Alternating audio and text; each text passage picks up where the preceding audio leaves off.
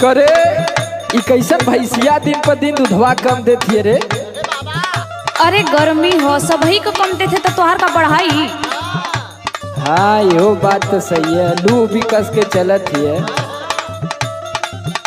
अच्छा सुन का हो हम जाती खेते और टाइम से खाद्य सामग्री लेके आ जाइए, नहीं तो जब हमार सीसी ठनकेला तो जानत ना।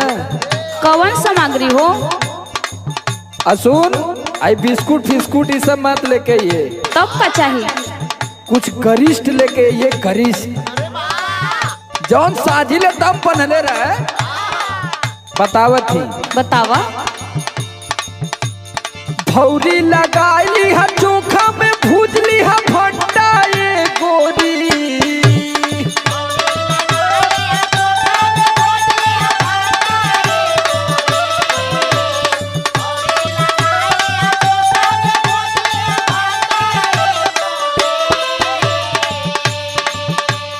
भौरी लगाई है चोखा में भूजली है भट्टा ये गोरी।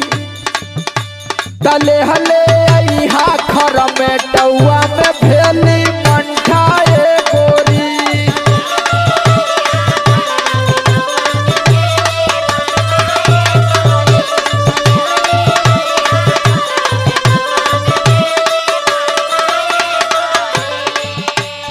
अच्छा ठीक हो तो हम लिए बे करब। हाँ तनी सकिराहे निकल जा, घाम हो जाई तो घाम लग जाई ना। अरे रोजा लगत है तो रोज का काम है ना। सुना। हाँ सुनाबा। जेठ में जोहरे जमीनिया छन छन पहुआए सैया।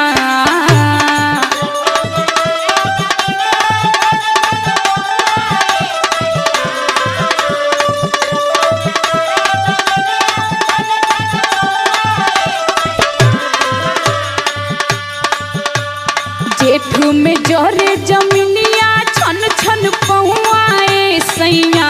तो गमछा बांधिला नाही तो मर दे खेते में तौआए सैया।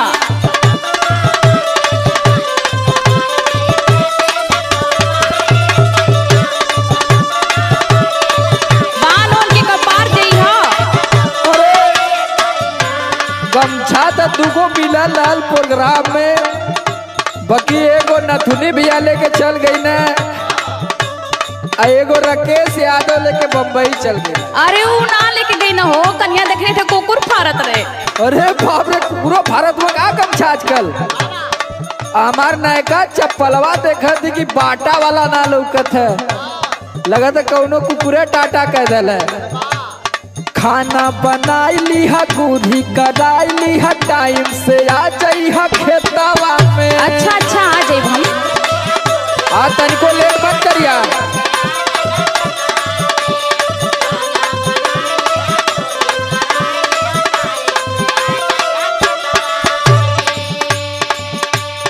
घटल ना पानी हमहू इतना लाग जाले भूखिया पेटवा में।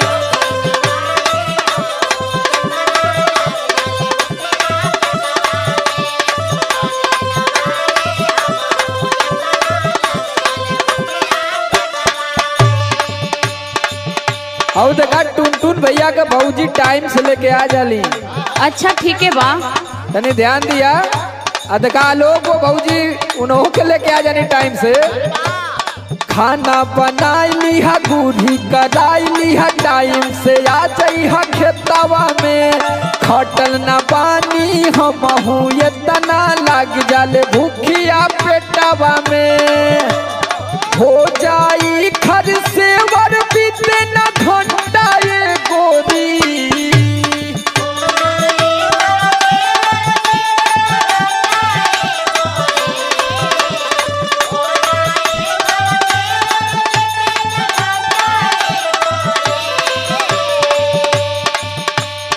हो जाई खर से वर बीते न घंटा ये गोरी। तले हले आई हा खर में टौआ में भेली मंठा ये गोरी।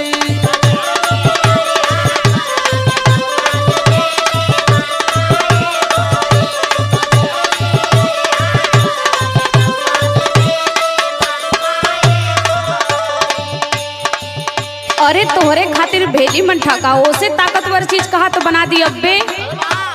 अरे का चमरप्रास लेके अबू का? अरे ओसे ताकतवर बहो। ओहो सुना कही त सैया जाके अबे घोर दी रसवा गन्ना के। अरे वाह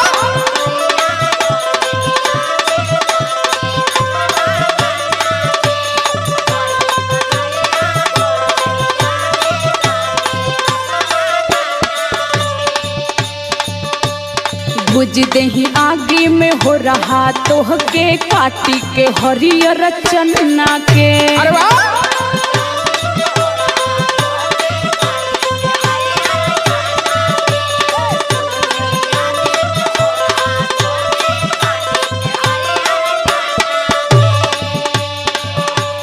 कही त सैया जाके अबे घोर दी रसवा गन्ना के। भुज दही आगे में हो रहा तोह के पाटी के हरियर चन्ना के। सोमर आलोक काटे में दिन बीती जौआए सैया।